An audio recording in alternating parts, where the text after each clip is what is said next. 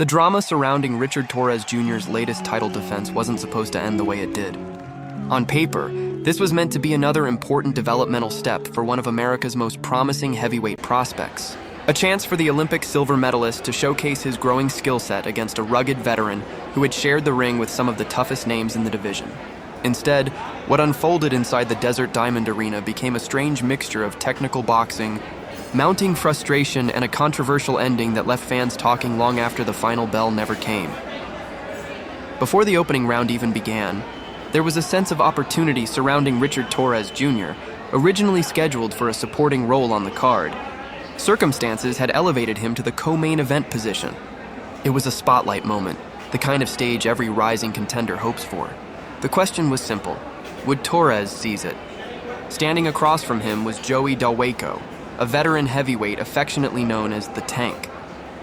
While his record included losses against elite competition, those defeats came against experienced and dangerous opponents. More importantly, Dawejko possessed something Torrez desperately needed: experience. Hundreds of professional rounds, countless difficult fights, the type of veteran savvy that can expose flaws prospects never knew they had. As the referee completed the final instructions and both fighters touched gloves, the atmosphere shifted. The talking was over. The testing ground had arrived. Right from the opening seconds, Torrez looked exactly like the fighter his supporters had come to expect. Relaxed, aggressive, focused. The southpaw wasted little time establishing his lead hand, probing for openings while constantly moving in and out of range. The commentators immediately highlighted one of Torrez's greatest strengths: conditioning. For a heavyweight, his stamina borders on unbelievable. Stories about his resting heart rate had already become legendary. Doctors reportedly measured it at 40 beats per minute, a number usually associated with elite endurance athletes rather than men weighing over 200 pounds. It explained why Torrez could maintain such a relentless pace despite carrying heavyweight power. That engine was visible from the start. He bounced in and out of range, creating angles, feinting attacks, and forcing Dawejko to constantly adjust. Against many heavyweights, standing directly in front of them can be dangerous. Torrez refused to offer such opportunities. He was mobile, unpredictable, and constantly searching for the right lane to fire his straight left hand. Dawejko, however, wasn't intimidated. The veteran understood exactly what kind of challenge stood before him. Rather than recklessly charging forward, he showed patience. He shifted laterally, experimented with angles, and looked for counters. His defensive instincts remained sharp despite years of wear and tear inside the ring. It quickly became apparent that this would not be one of those early round demolition jobs that had defined much of Torrez's young professional career. Dawejko was making him think. The clash of styles created a fascinating chess match. Both men preferred moving forward. Both leaned into their attacks. Both occupied similar physical dimensions. The result was inevitable. Heads began colliding. Early accidental head clashes interrupted the action and reminded everyone of a recurring issue in Torrez's career. The young heavyweight had already suffered cuts in previous fights, and the danger was obvious. Whenever two aggressive fighters closed distance at the same time, accidents happen. Torrez continued pressing the action, but the threat lingered. Still, what stood out most was his composure. Young fighters often become frustrated when opponents refuse to cooperate with the script. Dawejko wasn't folding under pressure. He wasn't panicking. He wasn't reacting dramatically to feints. Instead, he stood his ground and searched for mistakes. Torrez recognized this immediately. You could almost see the respect growing with every exchange. Whenever Dawejko launched looping punches over the top, Torrez remained alert enough to evade danger. Whenever the veteran attempted to lure him into traps, Torrez adjusted his feet and reset his positioning. The experience gap was obvious on paper. Dawejko entered the fight with nearly 200 more professional rounds than Torrez. He had faced powerful contenders, durable veterans, and skilled technicians. Nothing the prospect showed him seemed entirely unfamiliar. Yet familiarity alone wasn't enough. Because while Dawejko possessed experience, Torrez possessed momentum. As the rounds progressed, the younger man's advantages slowly became impossible to ignore. His footwork was cleaner, his speed was sharper, his combinations were more frequent.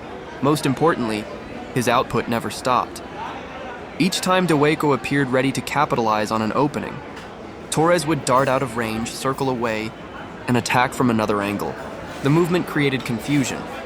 The rhythm became difficult to predict. Commentators repeatedly pointed out how hard it was becoming for Dawejko to time him. That frustration gradually started showing. Torrez wasn't overwhelming his opponent with one devastating punch. Instead, he was dismantling him piece by piece. Every successful jab, every straight left, every combination, every defensive maneuver. Together, they formed a growing body of evidence that the younger fighter was taking control. Near the end of the second round, a sharp uppercut from Torrez finally landed clean.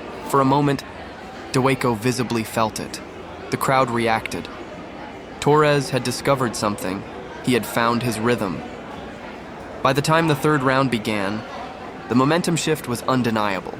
Dawejko attempted adjustments, even briefly switching to a southpaw stance in hopes of creating confusion. It was an interesting gamble, but it produced little success. Almost immediately, he abandoned the experiment and returned to his natural orthodox position. The problem wasn't the stance. The problem was Torrez. The prospect had solved the puzzle. Every minute that passed brought greater confidence. His combinations flowed more naturally. His timing improved. His punches landed with increasing accuracy. Meanwhile, Dawejko's face began showing signs of wear. The left eye started swelling. The reaction slowed. The defensive movements became more desperate than calculated. Torrez sensed it all. Rather than recklessly chasing a knockout, he remained disciplined. He continued mixing attacks upstairs and downstairs. He altered angles. He varied punch trajectories. The performance showcased dimensions critics had questioned in the past. Was he one-dimensional? The answer unfolding in real time appeared to be no. This wasn't simply a pressure fighter charging forward. Torrez was displaying nuance. He was feinting. He was creating openings through movement. He was adjusting range. He was boxing. The veteran opponent recognized it too, and that recognition seemed to trigger the fight's strangest chapter. Early in the fourth round, Dawejko's mouthpiece suddenly flew out. At first, nobody thought much of it.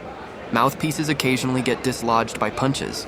It happens. The referee paused the action, replaced it, and allowed the fight to continue. Then it happened again, and again, and again. The pattern quickly became impossible to ignore. As Torrez's pressure intensified and fatigue appeared to set in, Dawejko repeatedly lost his mouthpiece. Some instances seemed questionable. Others looked intentional. Each interruption provided precious seconds of recovery time. The crowd noticed. The commentators noticed. Most importantly, the referee noticed. Warnings followed. The official made it crystal clear that enough was enough. A fighter cannot continuously spit out a mouthpiece to halt action whenever momentum turns against him. Yet the interruptions continued. Meanwhile, Torrez kept doing exactly what he had done all night, working, punching, pressuring, thinking. His confidence grew with every exchange. Landed sharp combinations upstairs. He ripped uppercuts through the middle. He forced Dawejko backward. The veteran's body language told an increasingly concerning story. Gone was the composed fighter from the opening rounds. In his place stood a man searching for answers and finding very few. Commentators described it bluntly. His mentality had shifted from competitor to survivor. The transformation was difficult to dispute. While Dawejko occasionally fired back with isolated shots, they felt more like desperate attempts than calculated strategy. The sustained offense belonged entirely to Torrez. The referee's patience, however, was rapidly evaporating. After yet another mouthpiece incident, he delivered a final warning. One more occurrence would result in disqualification. No ambiguity, no confusion, no room for misunderstanding. The message could not have been clearer. Between rounds, observers debated what might happen next. Would Dawejko bite down and finish the fight properly? Would Torrez finally force a stoppage? Or would the strange controversy continue? Unfortunately for everyone hoping for a definitive conclusion, the answer arrived quickly. The fifth round began much like the previous one had. Ended, Torrez controlled the pace. Dawejko struggled to mount meaningful offense. The younger fighter continued landing combinations while maintaining defensive responsibility. Then once again, The mouthpiece came out. That was the final straw. The referee immediately stepped in. No hesitation, no debate. The fight was over.